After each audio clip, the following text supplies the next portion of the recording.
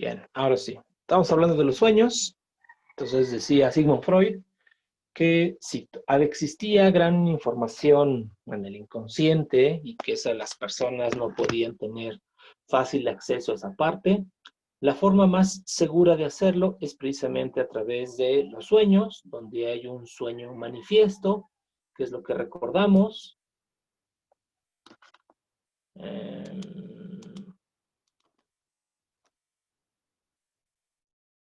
Y desde luego que existe una parte latente, un contenido latente, es decir, oculto, y que por lo tanto se presenta en forma de símbolos en los sueños. Y por lo tanto se debe de hacer una interpretación. Ya algunos de ustedes lo habían manifestado, lo habían preguntado. Todo aquello que nos molesta, todo aquello que hemos vivido. Y desde luego que para poder continuar, esa parte debe de esconderse precisamente para poder seguir. En este caso, todo este contenido que se encuentra en el inconsciente produce un fenómeno que se llama determinismo psíquico. Y entonces significa precisamente que aquellas personas cuyo contenido es molesto, desagradable, va a hacer que la persona actúe de tal forma y en consecuencia le vaya así en la vida. En pocas palabras, quien tiene el inconsciente sucio, desordenado, doloroso, su vida va a ser exactamente igual, porque prácticamente este inconsciente lo va a obligar a que actúe de determinada forma. Véanlo con los adultos, bueno, no todos, con algunos adultos. Eh, el alcohólico, ¿por qué bebe de tal forma? ¿Por qué busca determinados problemas?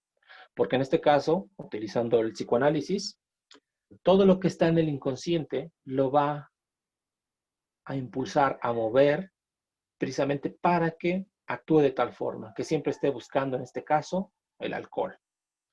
Porque a través del alcohol, precisamente, trata de llenar un vacío o trata en este caso de cubrir ciertas necesidades que le hacen falta. Pero desde luego todo es inconsciente.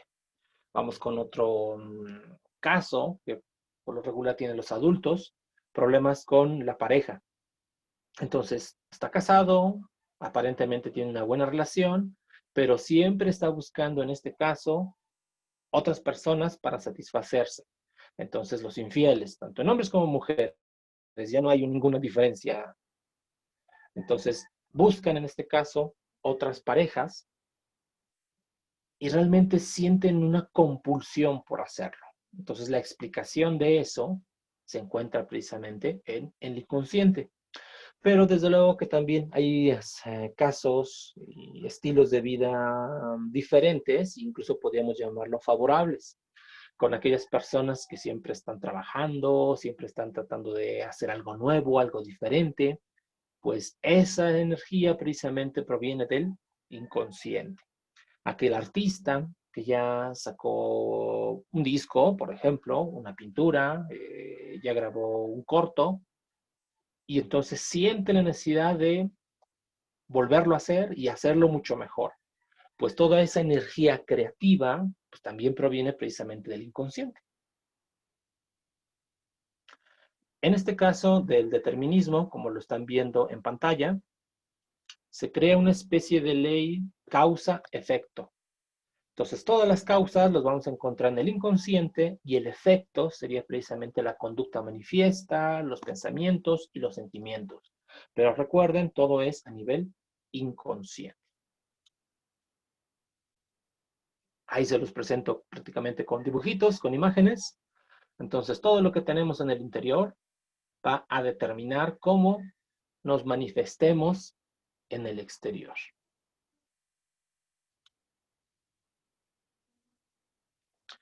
Si no me equivoco, alguno de ustedes en la sesión anterior estaba preguntando sobre los niveles de conciencia que tenían la relación precisamente con la personalidad. Pues ahí va. Espero que esté presente quien preguntó. Entonces vamos a hablar de los niveles de conciencia para que quede mucho mejor entendible. Existe un nivel llamado consciente, y en este caso se refiere a que las personas saben muy bien en dónde están, quiénes son, lo que están haciendo, y en consecuencia también se incluyen los recuerdos y las acciones que tienen una intención fija, predeterminada y clara. Por eso les coloco esta imagen. Un sujeto está interpretando, ejecutando un instrumento, y en este caso está viendo la partitura. Y entonces aquí podemos hablar de que el sujeto está totalmente consciente de lo que hace, ejecutando un instrumento, leyendo la partitura, y obvio manifestando en este caso su pensamiento y sus sentimientos. Entonces, ¿por qué estás ejecutando el instrumento? Ah, pues porque estoy perteneciendo a una banda o estoy grabando mi sesión. Entonces, el sujeto sabe lo que hace y cómo lo hace. Está totalmente consciente. Tenemos otra parte llamada preconsciente. En algunos libros, en alguna bibliografía, lo llaman subconsciente. Entonces, por ahí hagan la anotación. Subconsciente o preconsciente es lo mismo. Y aquí se encuentra precisamente material del cual no necesitamos estar conscientes todo el tiempo. Entonces, ahí ustedes, digamos que pueden agregar las clases de matemáticas. Si ahorita están en psicología, no deben estar pensando en matemáticas. Entonces, en el preconsciente o el subconsciente, ahí debe de estar esa información. Y la intención de que esté ahí es que pueda recuperarse con la mayor rapidez posible, sencillamente cuando se llegue a necesitar. Ese sería el preconsciente o subconsciente. Y la parte de la cual ya hemos hablado, donde se encuentra lo sucio, lo prohibido, lo que queremos reprimir, es el inconsciente, precisamente en donde las personas no se dan cuenta de lo que está guardado ahí. Bien, recuerden, si hay preguntas, levantan la mano o escriben a través del chat. Esta ilustración la tienen en su libro, también deben tenerlo a la mano. Y aquí, obvio, se ilustra la relación con los niveles de conciencia que acabamos de hablar y la estructura de la personalidad que se encuentra a la derecha. Entonces, no se vayan a confundir. Tienen o guardan una relación, pero no es lo mismo. Entonces, aquí se encuentran, repito, los niveles de conciencia. Y aquí la estructura. Entonces, en el nivel consciente, como ya lo hemos mencionado, se encuentra el aquí y el ahora. Por tanto, se encuentran las percepciones, es decir, lo que me estoy percatando de la realidad y de lo que sé. Y obvio los pensamientos. Tengo hambre, hace frío. Y obvio se encuentra o lo comparte en este caso con el yo.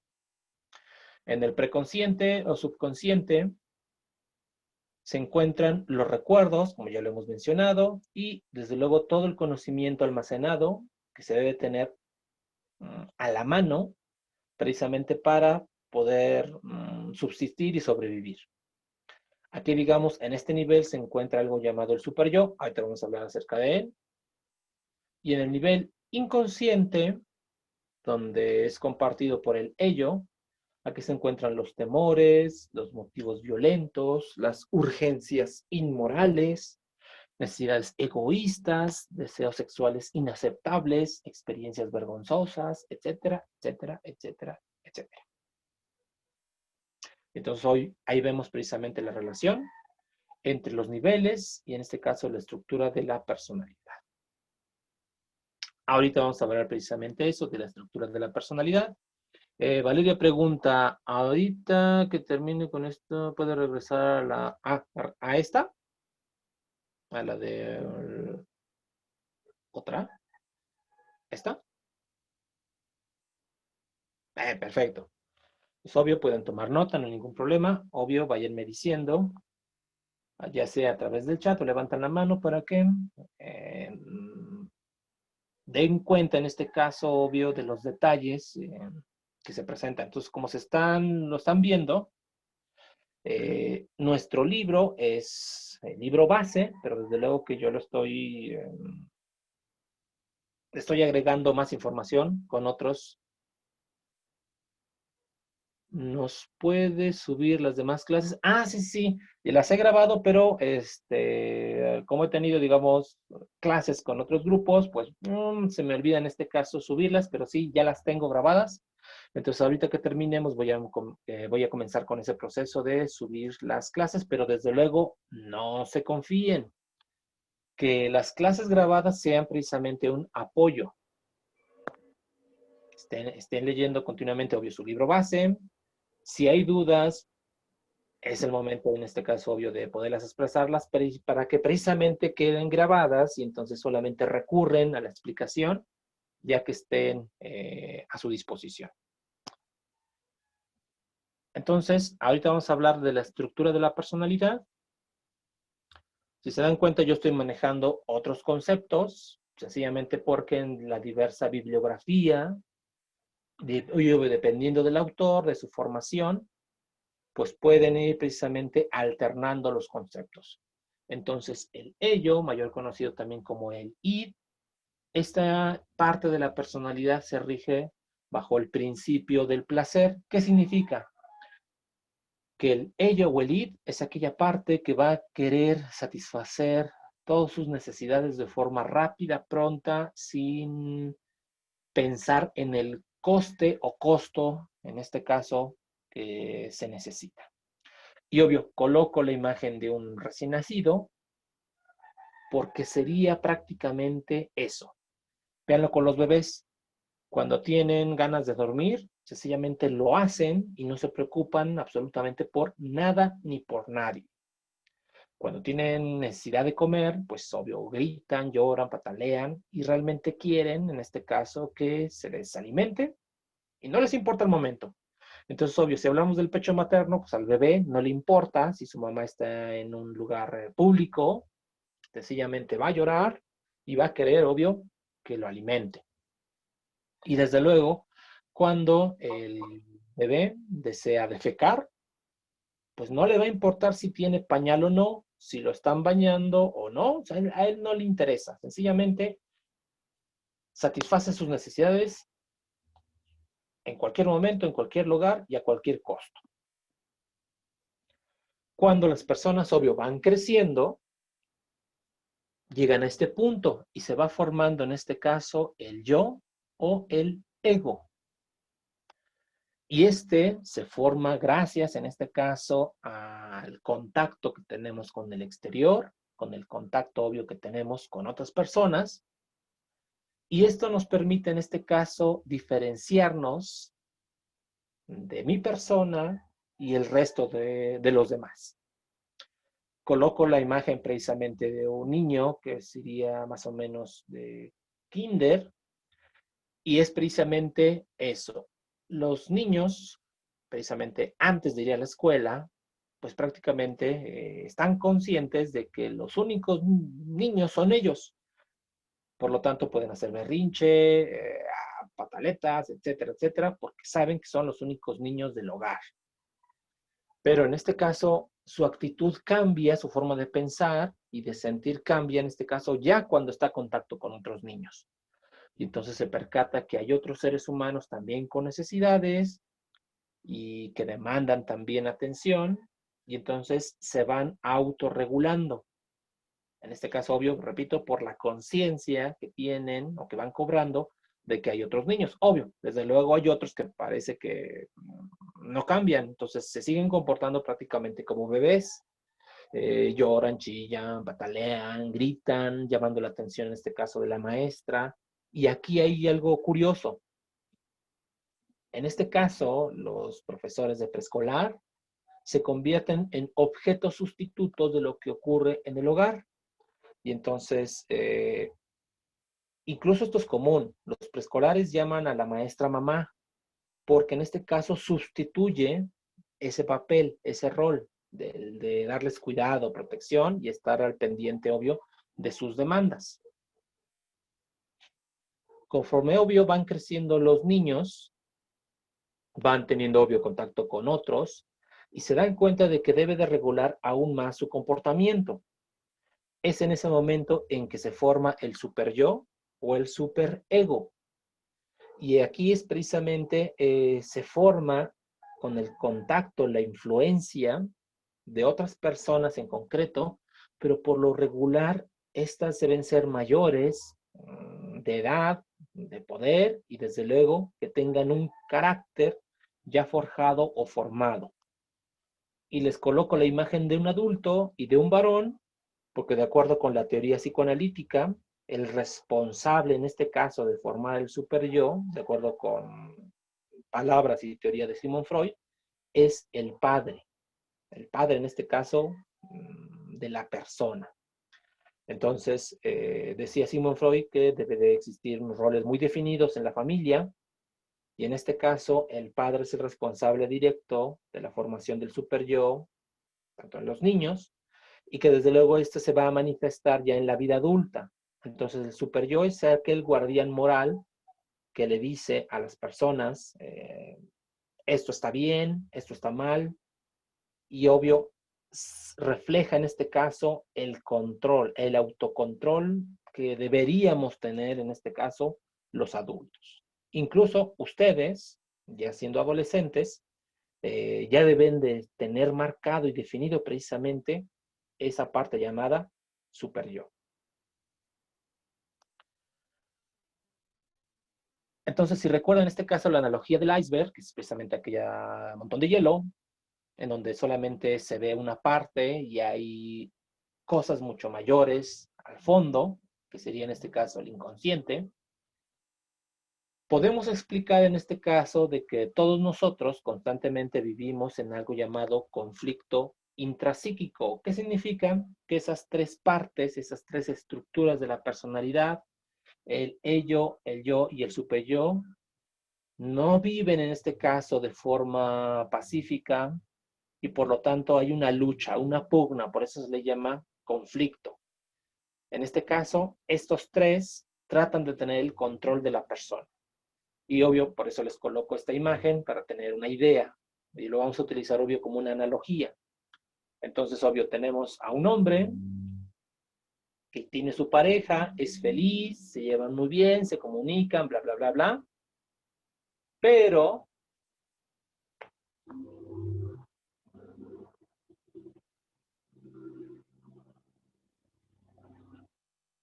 siente la necesidad, en este caso, de buscar a una rubia con un gran escote.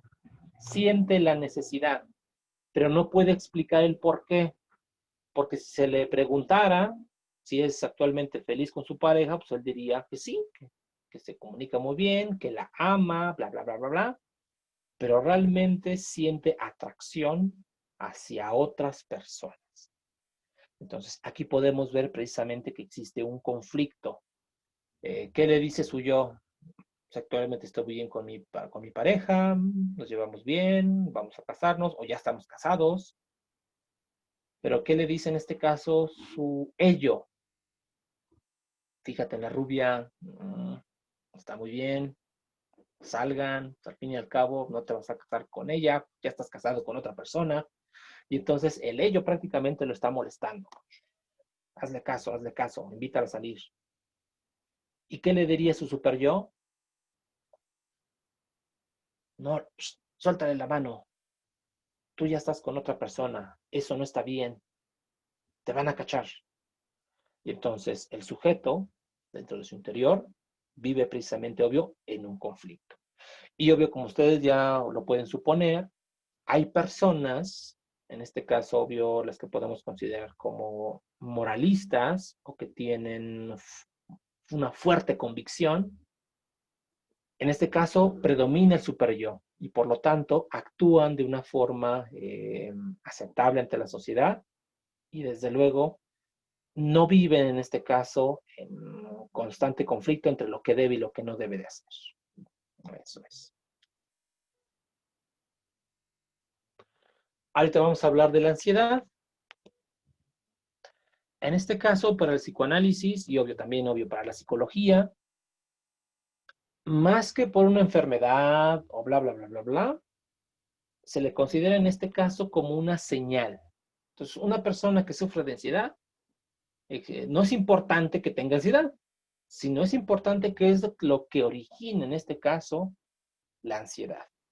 Por lo tanto, vamos a considerarla como una señal en este caso del yo, de que llegue a fracasar. Entonces, a estas alturas del partido ya saben muy bien lo que es el yo. Jorge Alberto tiene una pregunta, te escuchamos. Profe, ¿y ¿Sí? cómo se sabe qué lo ocasiona? Ah, en este caso, ahorita vamos a tocar algunos puntos, pero obvio te respondo tu pregunta. Por ejemplo, si yo sé que ayer tuve que haber entregado alguna actividad en la escuela, que es un ejemplo, y entonces estoy Sí, consciente, y entonces digo, chin, no entregué la actividad, voy a tener una mala calificación, o puede que repruebe, y entonces eso, yo estoy consciente de la fuente que me genera ansiedad. Entonces digamos que ahí no hay ningún problema.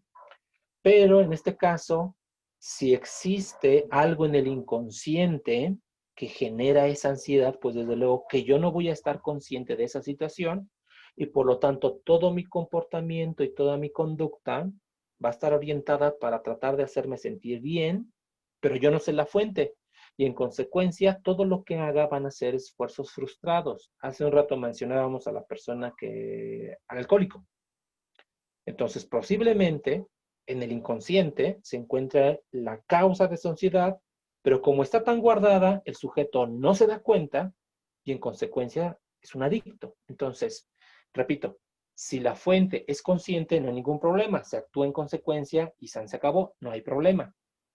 Pero en algunas personas la fuente de esa ansiedad se mantiene oculta y por lo tanto debe de buscar ayuda profesional para que lo ayude a resolver esa situación. Eso es. Valeria, te gracias. escuchamos. Muy bien. Entonces, es ahí cuando debemos trabajar el inconsciente. Exactamente. Y desde luego que eso no lo debe de hacer una persona en solitario. Debe de buscar en este caso ayuda profesional y concretamente un psicoanalista. Hay diferentes tipos de psicólogos como ya lo vimos. Entonces, hay algunos que digamos que trabajan en la parte consciente sin ningún problema, un orientador, por ejemplo. Pero si hablamos de una fuerte adicción, que el sujeto ya obvio ya ha sido tratado por otros psicólogos y aún así no se logra controlar, pues obvio, en este caso, la posibilidad sería obvio ir con un psicoanalista. Pero muy bien, muy bien. Entonces, retomando, la ansiedad es una señal que está mandando el yo de decir algo no está bien y por lo tanto nos puede ir mal en la vida. Una señal, un sentimiento en este caso de fracaso. Y obvio coloco esta imagen, un comportamiento evidente o manifiesto del estado de ansiedad sería obvio una mirada perdida, como que no está en este mundo, está pensando en otra cosa. Muerde objetos, es desalineado, es decir, no se arregla, y entonces puede tener algunos movimientos impulsivos, compulsivos, como por ejemplo rascarse, mover alguna parte de su cuerpo, que es precisamente una señal de incomodidad. La ansiedad es eso, incomodidad. Ahora sí, y viene aquí en torno a lo que preguntó su compañero hace rato, existe un tipo de ansiedad llamada neurótica y en consecuencia esta necesidad no lo sabemos porque obvio se mantiene oculta. En este caso, y obvio en tiempos de Sigmund Freud, decía en este caso que existen impulsos precisamente del ello que requieren en este caso ser satisfechos y entonces obvio la persona no acepta lo que necesita y en consecuencia se va a comportar de una forma diferente. Recuerden, estábamos hablando de Sigmund Freud, él hablaba de aspectos totalmente sexuales y en consecuencia decía que la ansiedad neurótica era producido por deseos sexuales insatisfechos.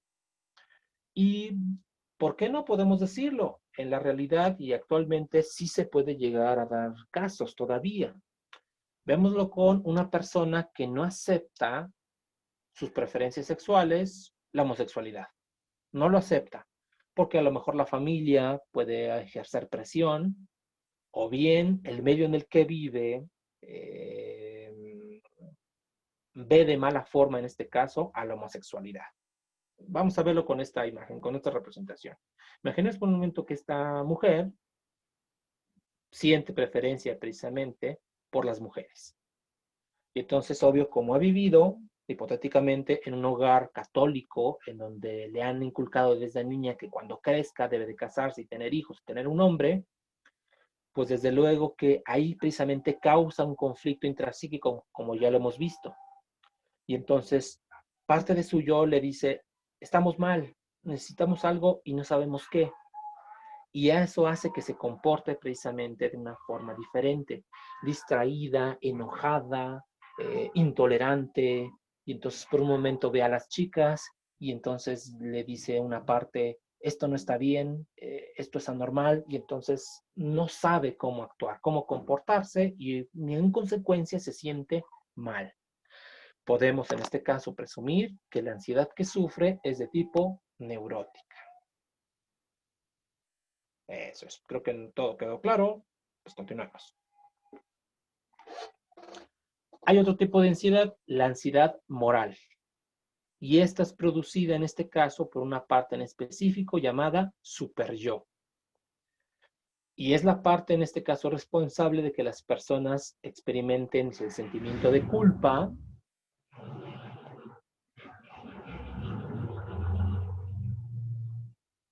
cuando realizan algo que va en contra de las reglas.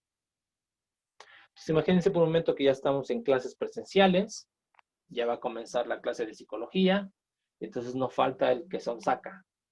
Vámonos, escapémonos, vayámonos de fuga, no entremos a clases, vamos a escondernos allí en la sala clavillazo, como generalmente hacen, ¿no? Y entonces ahí va el grupito de 4, ya se están escondiendo ahí detrás de la cortina, o en el baño. Y de pronto alguien siente una voz en su interior que le dice, no, esto no está bien.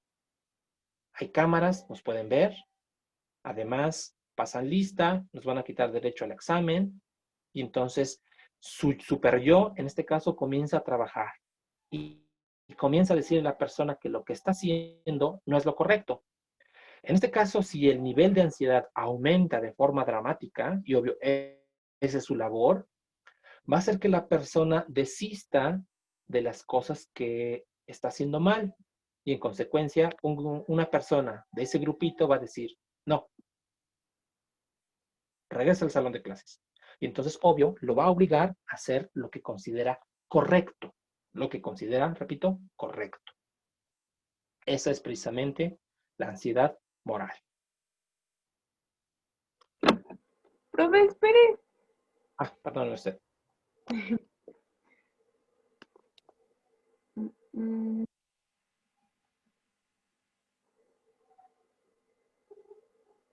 Tú me indicas. sí.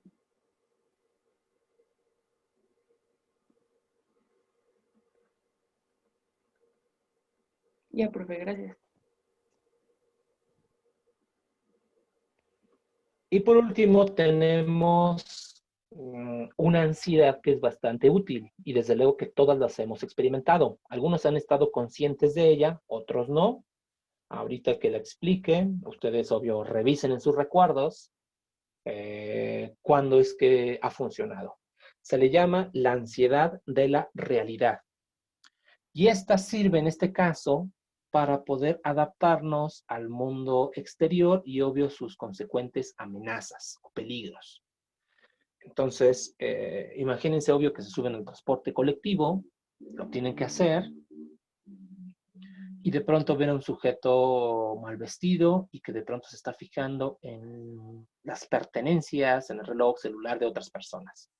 Si ustedes, obvio, están conscientes, se llegan a percatar en este caso de la presencia de una persona que puede convertirse en un peligro real, y entonces, ¿qué hacen? Pues obvio, si están utilizando el celular, pues lo guardan bien, se revisan si dónde tienen el dinero, y entonces se mantienen alerta. No dejan en este caso de observar a la persona que se puede considerar obvio como una amenaza.